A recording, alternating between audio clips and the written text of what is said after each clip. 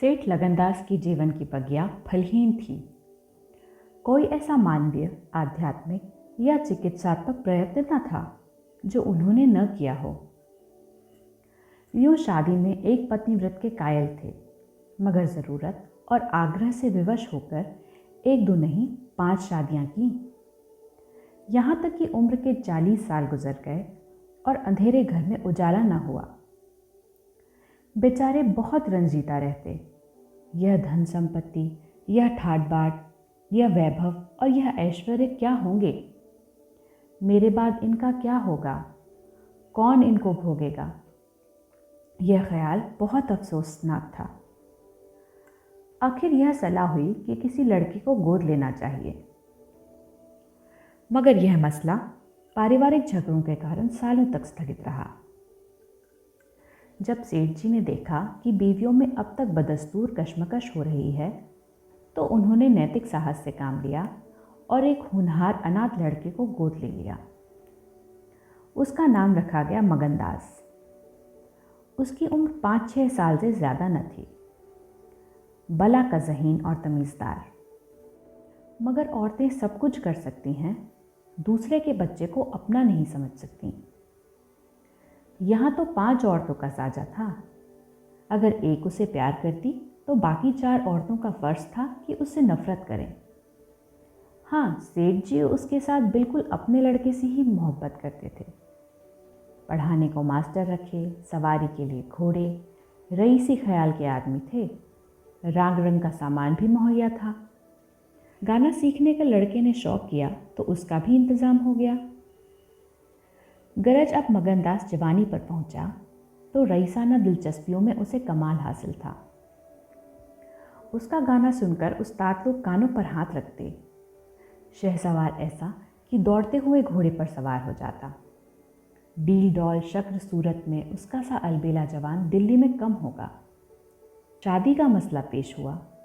नागपुर के करोड़पति सेठ मक्खनलाल बहुत लहराए हुए थे। उनकी लड़की से शादी हो गई। धूमधाम का जिक्र किया जाए तो किस्सा वियोग की रात से भी लंबा हो जाए। मक्खनलाल का उसी शादी में दिवाला निकल गया। इस वक्त मगनदास से ज़्यादा ईर्ष्या के योग्य आदमी और कौन होगा? उसकी ज़िंदगी की बहार उमंगों पर भी और मुरादों के फूल अपनी शबनमी ताजगी में खिल खिल कर हुस्न और ताजगी का समा दिखा रहे थे। मगर तकदीर की देवी कुछ और ही सामान कर रही थी।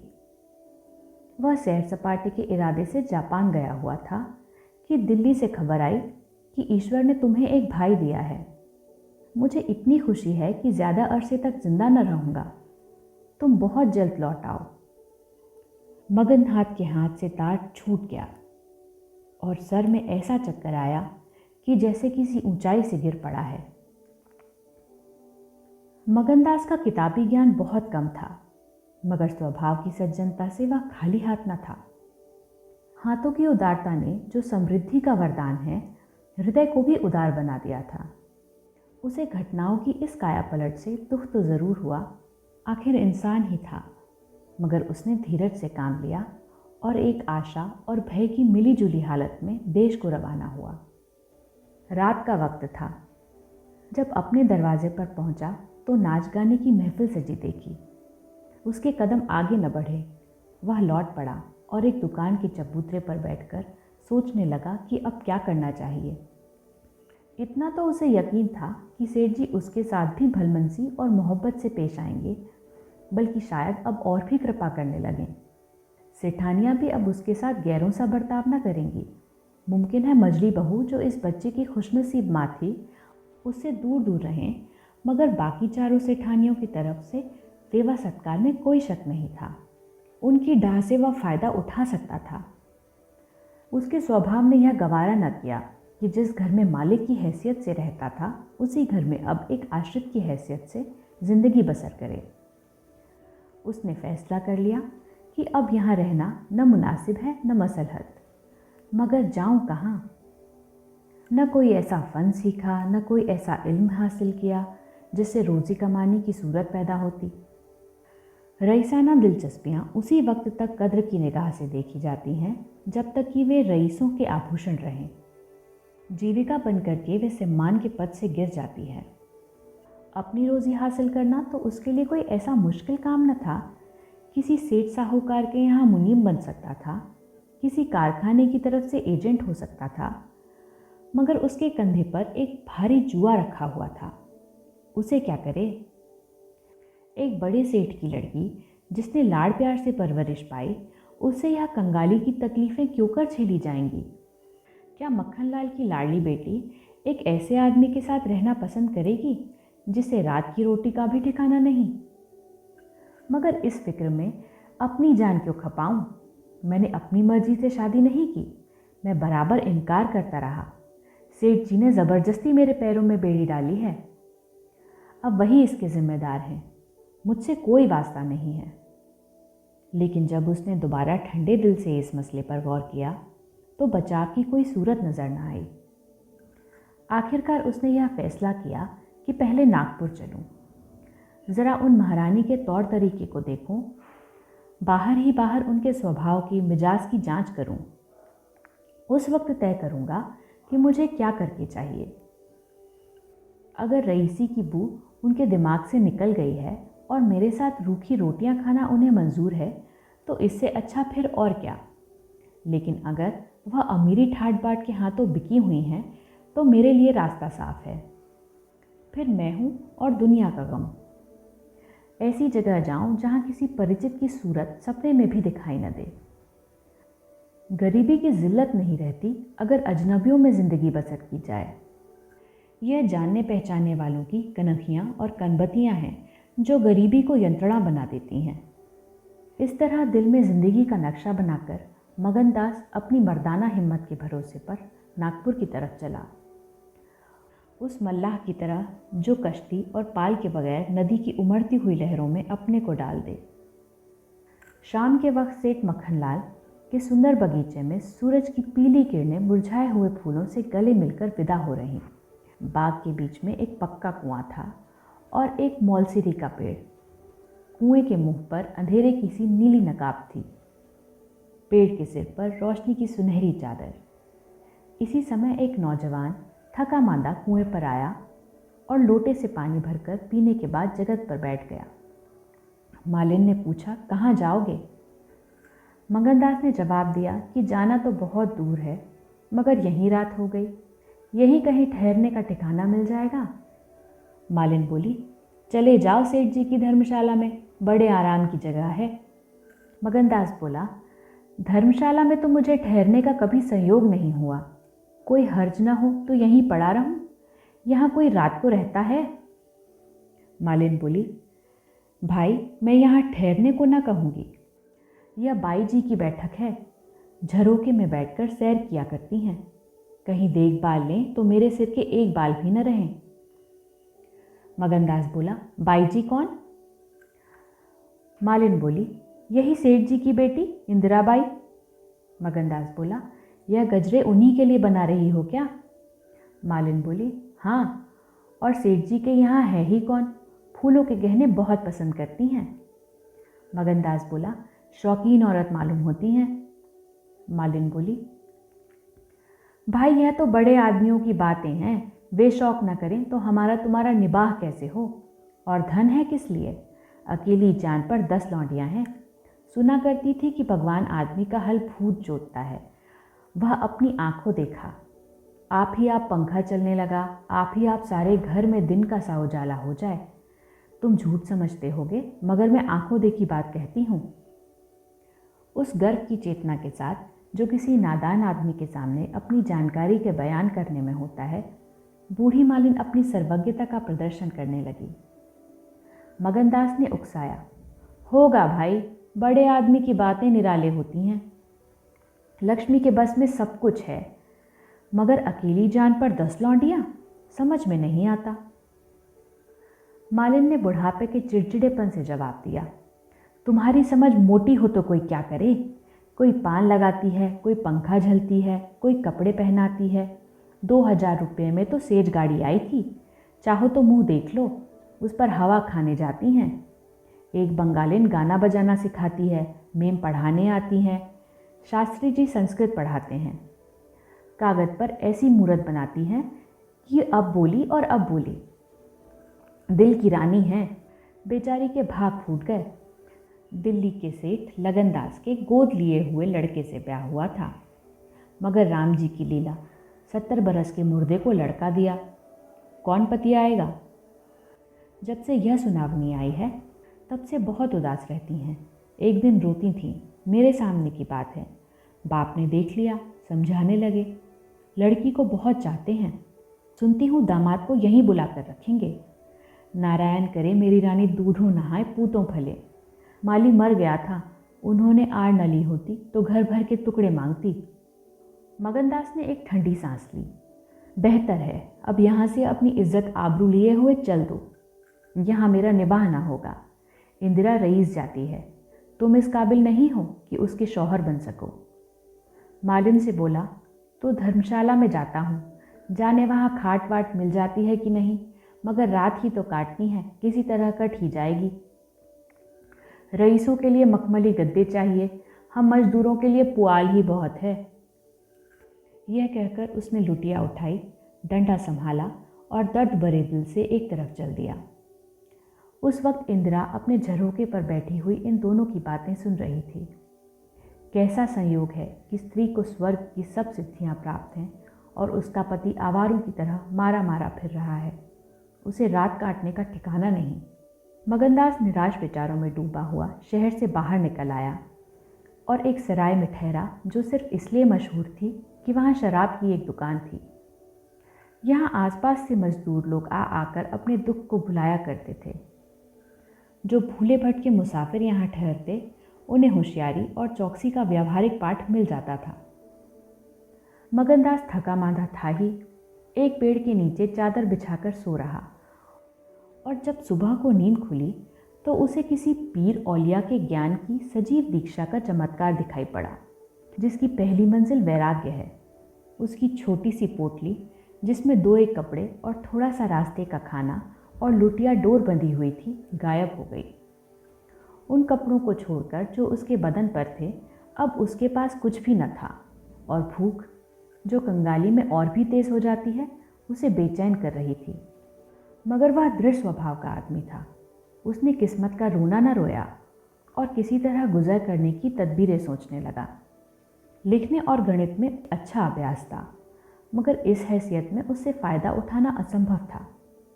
उसने संगीत का बहुत अभ्यास किया था, किसी रसिक रईस के दरबार में उसकी कद्र हो सकती थी, मगर उसके पुरुषोचित अभिमान ने इस पेशे को अख्तियार करने की इजाज़त न दी। हाँ, वह आला दर्जे का घुड़सवार था और यह फन मज़े में पूरी शान के साथ उसकी रोज़ी का साधन बन सकता था।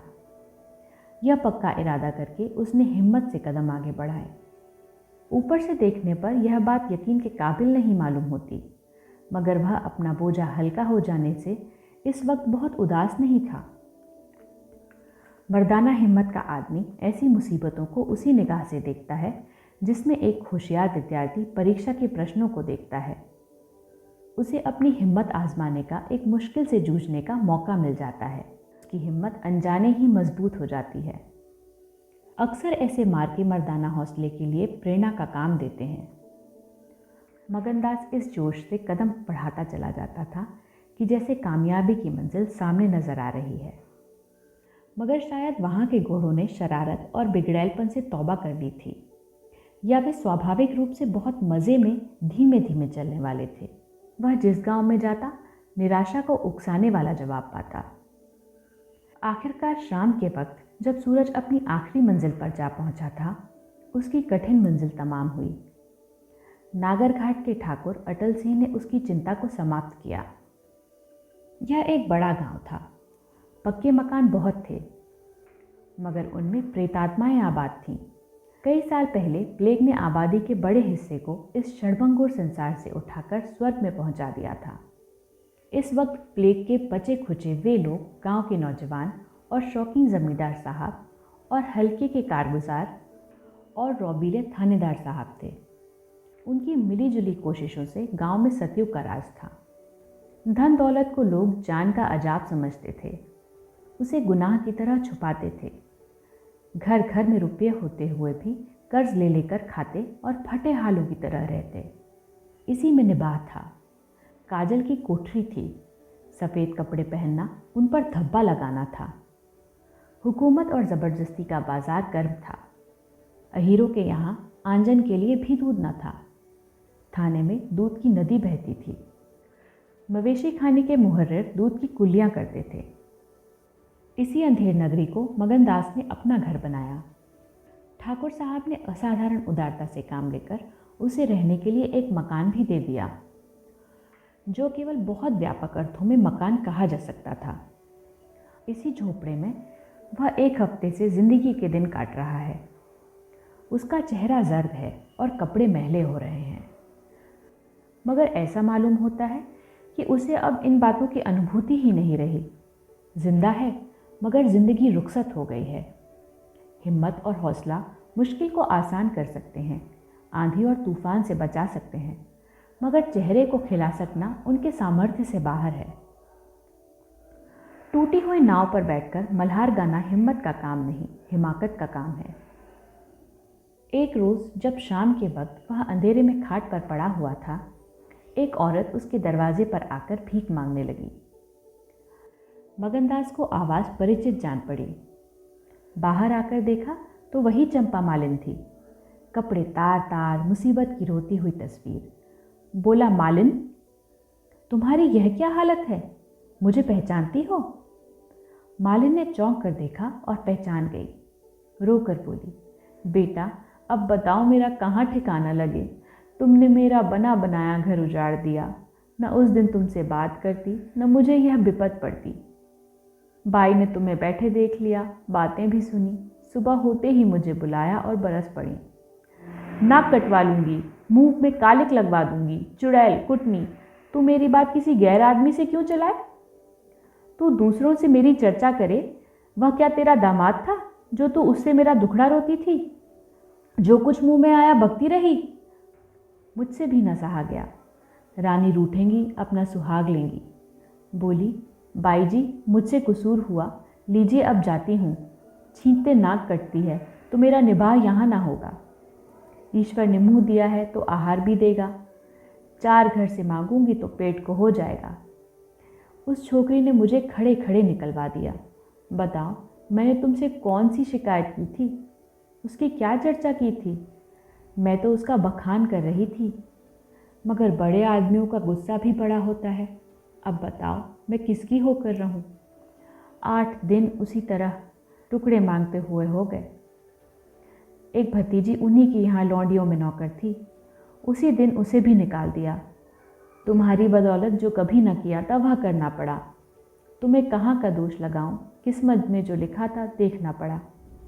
मगनदास सन्नाटे में आ गया।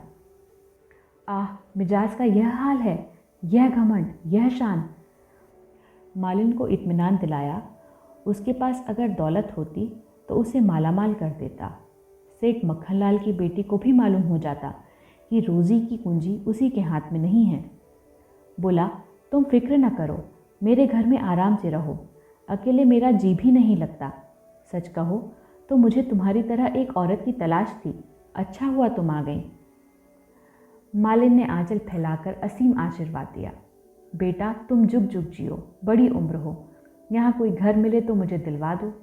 मैं यहाँ रहूँगी तो मेरी भतीजी कहाँ जाएगी? वह बेचारी शहर में किसके आसरे रहेगी? मगनलाल के खून में जोश आया। उसके स्वाभिमान को चोट लगी। उन पर यह आफत मेरी लाई हुई है। उनकी इस आवारागर्दी का जिम्मेदार मैं हूँ। बोला, कोई हर्ज न हो तो उसे भी यहीं ले आओ। मैं दिन को यहाँ बहुत कम रहता हूँ। रात को बाहर चारपाई डालकर पड़ा रहा करूँगा। मेरी वजह से तुम लोगों को कोई तकलीफ न होगी। यहाँ दूसरा मकान मिलना मुश्किल है। यही झोपड़ा बड़ी मुश्किलों से मिला है। यह अंधेर नगरी है। जब तुम्हारा सुबीता कहीं लग जाए तो चली जाना। मगनदास को क्या मालूम था कि हजरत इश्क उसकी ज़बान पर बैठे हुए उससे यह बात कहला रहे हैं। क्या यह ठीक है कि इश्क पहले माशूक के दिल में पैदा होता है? नागपुर इस गांव से 20 मील की दूरी पर था। चंपा उसी दिन चली गई और तीसरे दिन रंभा के साथ लौट आई। यह उसकी भतीजी का नाम था। उसके आने से झोपड़ी में जान सी पड़ गई। मगनदास के दिमाग में मालिन की लड़की की जो तस्वीर थी उसका रंभा से कोई मेल न था। वह सौंदर्य नाम की चीज़ का अनुभवी जौहरी था, मगर ऐसी सूरत जिस पर जवानी की ऐसी मस्ती और दिल का चैन छीन लेने वाला ऐसा आकर्षण हो, उसने पहले कभी नहीं देखा था। उसकी जवानी का चांद अपनी सुनहरी और गंभीर शान के साथ चमक रहा था। सुबह का वक्त था। मगनदास दरवाजे पर पड़ा ठंडी ठंडी हवा का मज़ा उठा रहा था। रंभा सिर पर घड़ा रखे पानी भरने को निकली। मगनदास ने उसे देखा और एक लंबी सांस खींचकर उठ बैठा। चेहरा मोहरा, बहुत ही मोहक, ताज़े फूल की तरह खिला हुआ चेहरा, आंखों में गंभीर सरलता। मगनदास को उसने भी देखा। चेहरे पर लाज की लाली दौड़ गई। प्रेम ने पहला वार किया। मगनदास सोचने लगा, क्या तकदीर यहाँ कोई और गुल खिलाने वाली है? क्या दिल मुझे यहाँ भी चैन न लेने देगा? रंभा, तू यहाँ नाहक आई। नाहक एक गरीब का खून तेरे सर पर होगा। मैं तो अब तेरे हाथों बिक चुका, मगर क्या तू भी मेरी हो सकती है? लेकिन नहीं, इतनी जल्दबाजी ठीक नहीं। दिल का सौदा सोच समझ कर करना चाहिए। तुमको अभी जब्त करना होगा। रंभा सुंदरी है, मगर झूठे मोती की आग और ताप उसे सच्चा नहीं बना सकती। तुम्हें क्या खबर कि उस भोली लड़की के कान प्रेम के शब्द से परिचित नहीं हो चुके हैं? कौन कह सकता है कि उसके सौंदर्य की वाटिका पर किसी फूल चुनने वाले के हाथ नहीं पड़ चुके हैं? अगर कुछ दिनों की दिलबस्तगी के लिए कुछ चाहिए तो तुम आज़ाद हो, मगर यह नाजुक मामला है, ज़रा संभल के कदम रखना। पेशेवर जातों में दिखाई पड़ने वाला सौंदर्य अक्सर नैतिक बंधनों से मुक्त होता है। 3 माह गुजर गए। मगनदास रंभा को ज्यों-ज्यों बारीक से बारीक निगाहों से देखता, त्यों-त्यों उस पर प्रेम का रंग गाढ़ा होता जाता था। वह रोज़ उसे कुएं से पानी निकालते देखता, वह रोज़ घर में झाड़ू देती, रोज़ खाना पकाती। आह, मगनदास को उन ज्वार की रोटियों में जो मज़ा आता था, वह अच्छे से अच्छे व्यंजनों में भी ना आया था। उसे अपनी कोठरी हमेशा साफ सुथरी मिलती। न जाने कौन उसका बिस्तर बिछा देता। क्या यह रंभा की कृपा थी? उसकी निगाहें शर्मीली थीं। उसने उसे कभी अपनी तरफ चंचल आंखों से ताकते नहीं देखा। आवाज़ कैसी मीठी, उसकी हंसी की आवाज़ कभी उसके कान में नहीं आई। अगर मगनदास उसके प्रेम में मतवाला हो रहा था तो कोई ताज्जुब की बात नहीं थी। उसकी भूखी निगाहें बेचैनी और लालसा में डूबी हुई हमेशा रंभा को ढूंढा करती। जब वह किसी गांव को जाता तो मीलों तक उसकी जिद्दी और बेताब आंखें मुड़ मुड़ कर झोंपड़े के दरवाजे की तरफ आती। उसकी ख्याति आसपास फैल गई थी, मगर उसके स्वभाव की सरलता और उदार हृदयता से अक्सर लोग अनुचित लाभ उठाते थे। इंसाफ पसंद लोग तो स्वागत सत्कार से काम निकाल लेते, और जो लोग ज़्यादा समझदार थे वे लगातार तकाज़ों का इंतज़ार करते। चूँकि मगनदास इस फन को बिल्कुल नहीं जानता था, बावजूद दिन रात की दौड़ धूप के गरीबी से उसका गला न छूटता।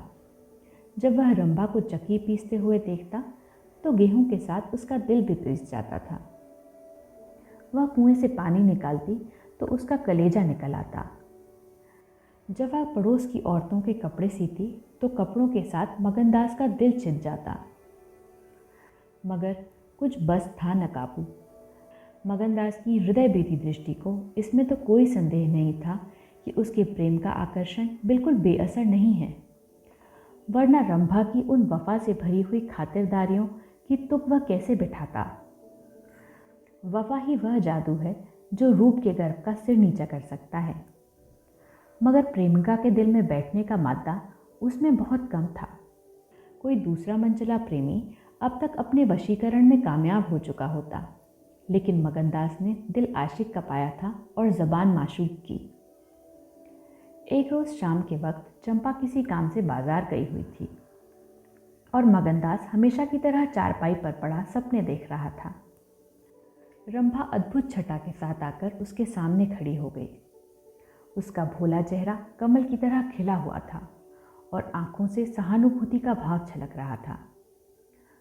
मगनदास ने उसकी तरफ पहले आश्चर्य और फिर प्रेम की निगाहों से देखा और दिल पर जोर डालकर बोला, आओ रंभा, तुम्हें देखने को बहुत दिन से आंखें तरस रही थी। रंभा ने भोलेपन से कहा, मैं यहाँ ना आती तो तुम मुझसे कभी न बोलते। मगनदास का हौसला बढ़ा, बोला, बिना मर्जी पाए तो कुत्ता भी नहीं आता। रंभा मुस्कुराई, कली खिल गई, मैं तो आप ही चली आई। मगनदास का कलेजा उछल पड़ा। उसने हिम्मत करके रंभा का हाथ पकड़ लिया और भावावेश से कांपती हुई आवाज़ से बोला, नहीं रंभा, ऐसा नहीं है, यह मेरी महीनों की तपस्या का फल है। मगनदास ने बेताब होकर उसे गले से लगा लिया।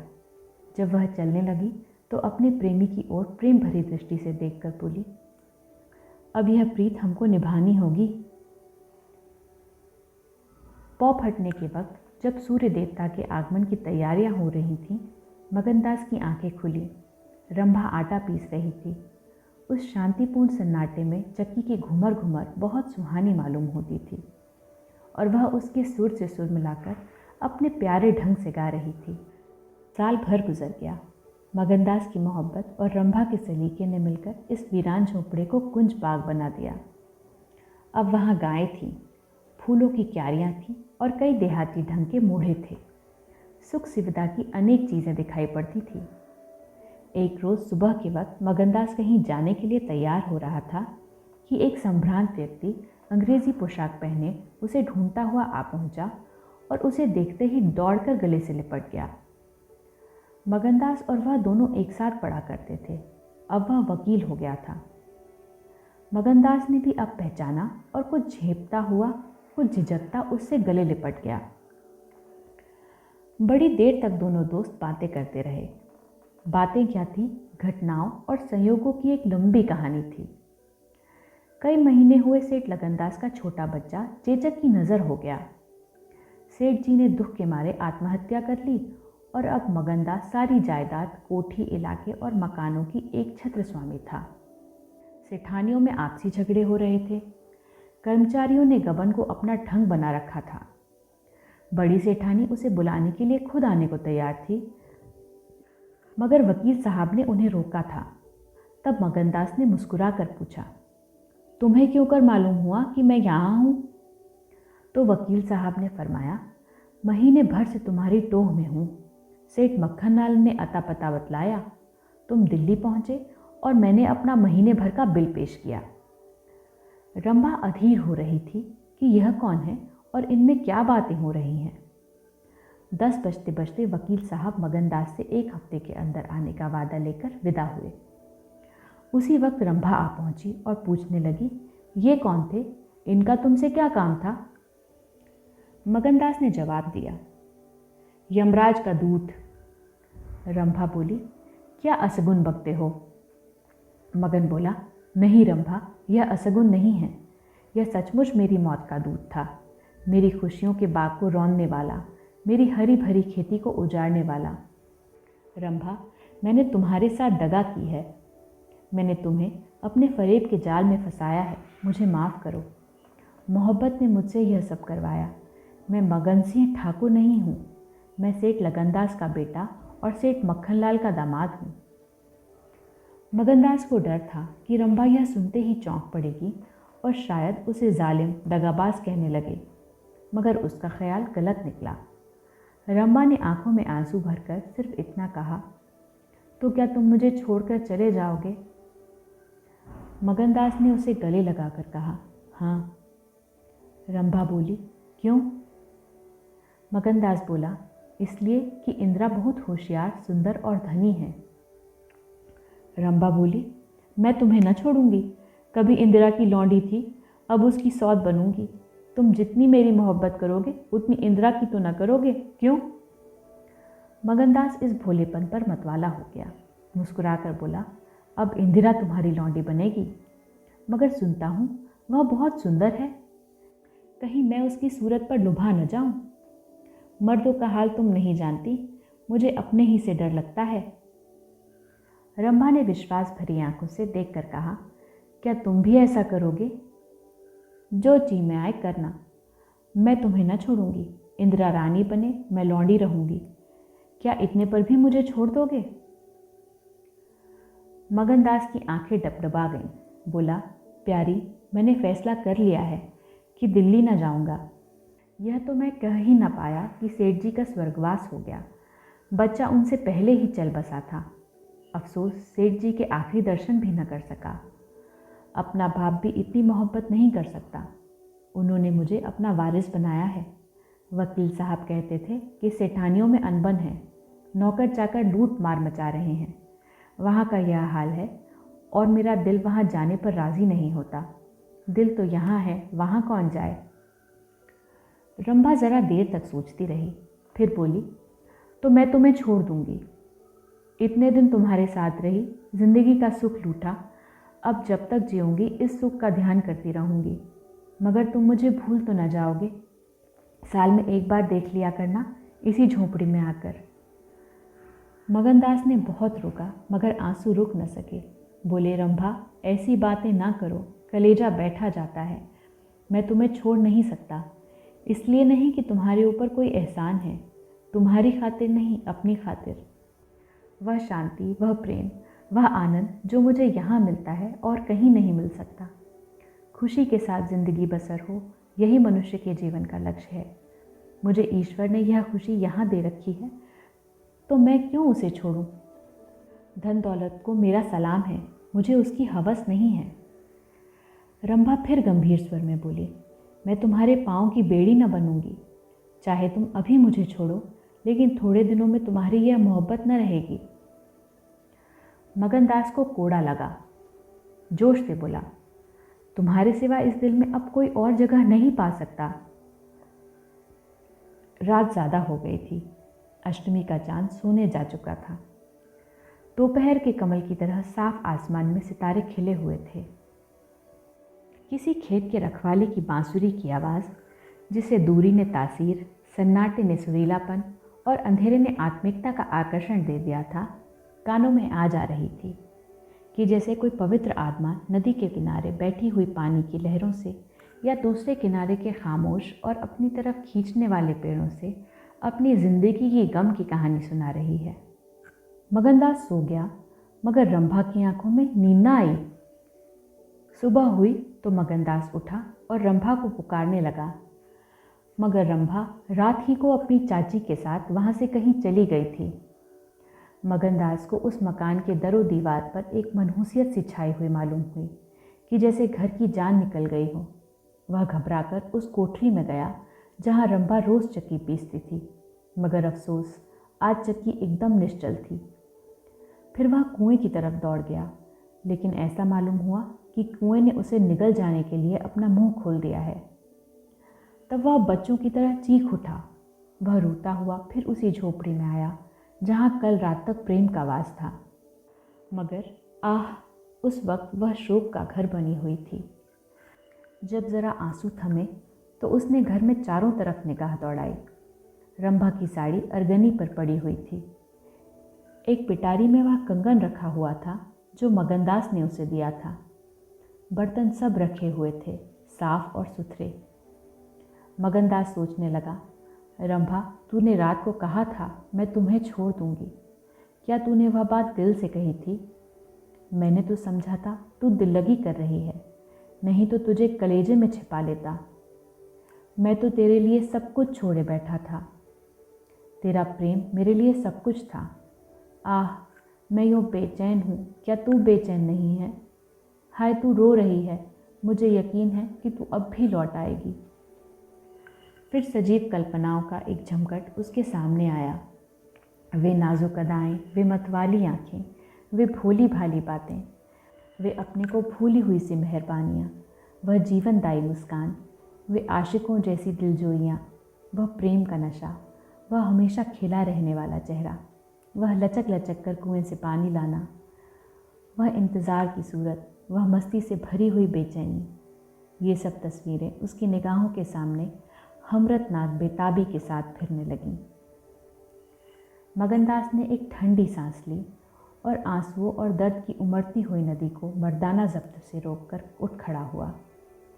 नागपुर जाने का फैसला हो गया। तकिए के नीचे एक संदूक की कुंजी उठाई तो कागज़ का एक टुकड़ा निकल आया। यह रंभा की विदाई की चिट्ठी थी। प्यारे, मैं बहुत रो रही हूँ। मेरे पैर नहीं उठते, मगर मेरा जाना ज़रूरी है। तुम्हें जगाऊंगी तो तुम जाने न दोगे। आह, कैसे जाऊं, अपने प्यारे पति को कैसे छोड़ूं। किस्मत मुझसे यह आनंद का घर छुड़वा रही है। मुझे बेवफा न कहना, मैं तुमसे फिर कभी मिलूंगी। मैं जानती हूँ कि तुमने मेरे लिए यह सब कुछ त्याग दिया है, मगर तुम्हारे लिए ज़िंदगी में बहुत कुछ उम्मीदें हैं। मैं अपनी मोहब्बत की धुन में तुम्हें उन उम्मीदों से दूर क्यों रखूं। अब तुमसे जुदा होती हूँ, मेरी सुध मत भूलना। मैं तुम्हें हमेशा याद रखूंगी। यह आनंद के दिन कभी न भूलेंगे। क्या तुम मुझे भूल सकोगे? तुम्हारी प्यारी रंभा। मगनदास को दिल्ली आए हुए 3 माह गुजर चुके हैं। इस बीच उसे सबसे बड़ा जो निजी अनुभव हुआ वह यह था कि रोज़ी की फिक्र और धंधों की बहुतायत से उमड़ती हुई भावनाओं का जोर कम किया जा सकता है।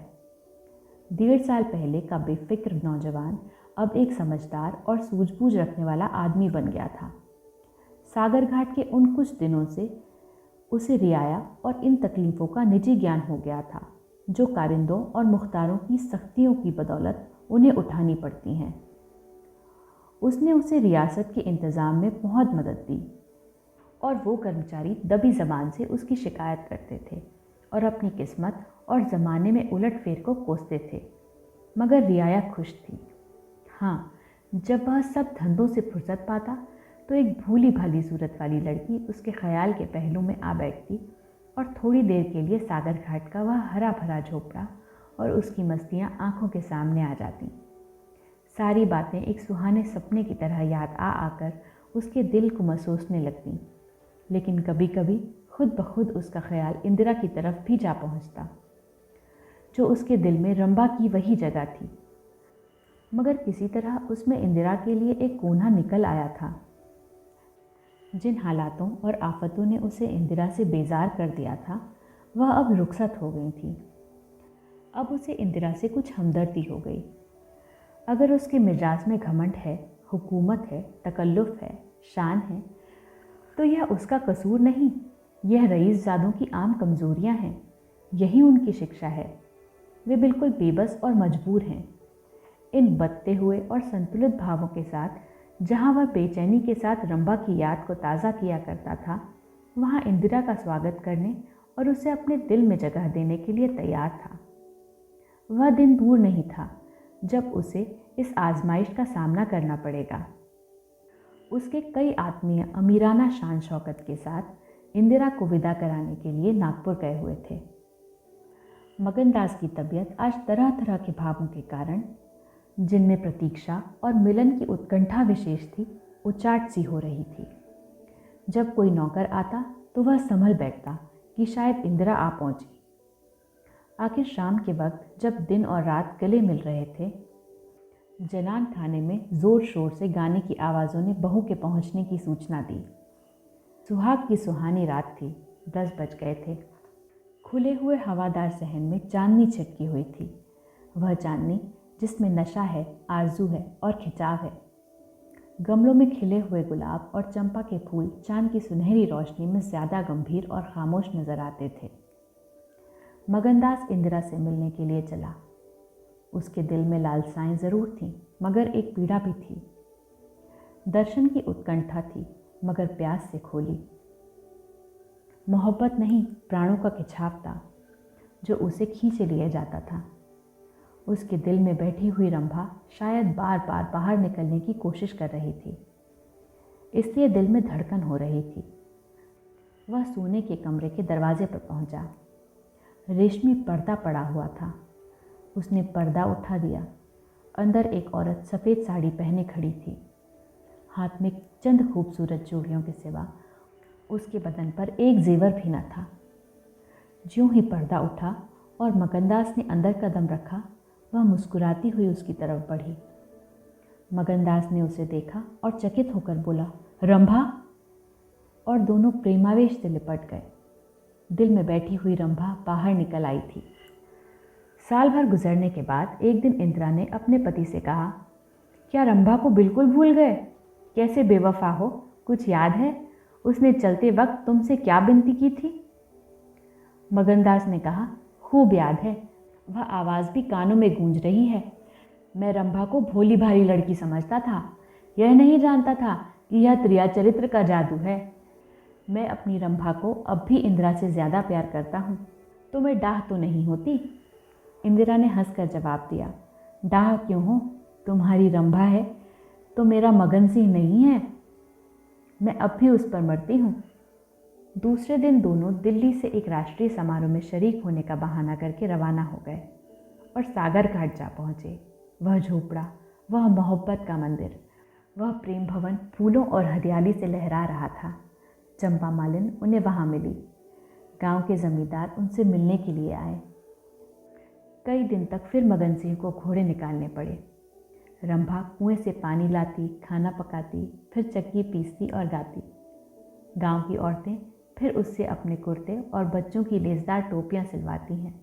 हाँ, इतना ज़रूर कहती हैं कि उसका रंग कैसा निखर आया है, हाथ पांव कैसे मुलायम पड़ गए हैं। किसी बड़े घर की रानी मालूम होती है। मगर स्वभाव वही है, वही मीठी बोली है, वही मुरव्वत, वही हंसमुख चेहरा। इस तरह एक हफ्ता इस सरल और पवित्र जीवन का आनंद उठाने के बाद दोनों दिल्ली वापस आए और अब 10 साल गुजारने पर भी साल में एक बार उस झोपड़े के नसीब जागते हैं। वह मोहब्बत की दीवार अभी तक उन दोनों प्रेमियों को अपनी छाया में आराम देने के लिए खड़ी है।